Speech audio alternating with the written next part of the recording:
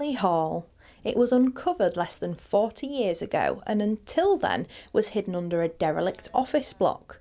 Only when it was going to be destroyed was the medieval structure discovered and its rich past revealed. Barley Hall is a medieval townhouse. It used to belong to one of our Lord Mayors, William Snorsell, who was also a goldsmith.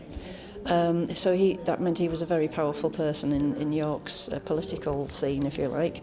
The framework, I think, was found underneath all the subsequent building, all the brickwork, the Victorian additions to it. When they got right down to basics, they realised that this is a medieval framed building.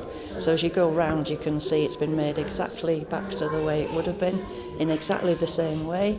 I understand that, when it was put up, it was done exactly the same way. It was built off-site, it was taken down again, it was put together like a big jigsaw, so it has carpenter's marks to tell you where to put all the joists, because everything is hand done.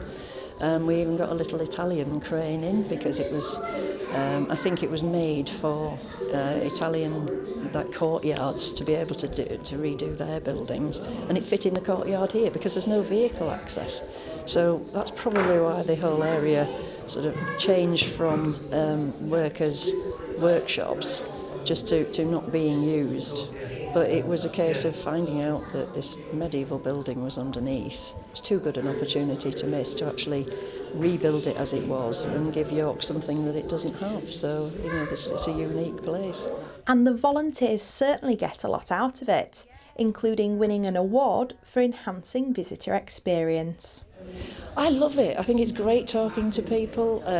That's part of why I love the job that I do.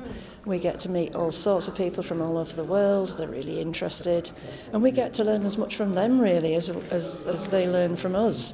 So it's a two-way thing. It's a really good interactive thing. I think it's really important.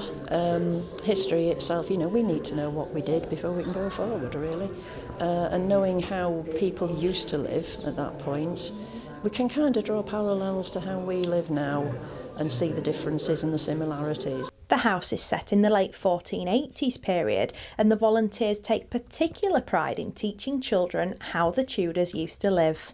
The very wealthy were able to have access to sugar. Now, and we all know today that sugar is quite dangerous if you eat too much of it.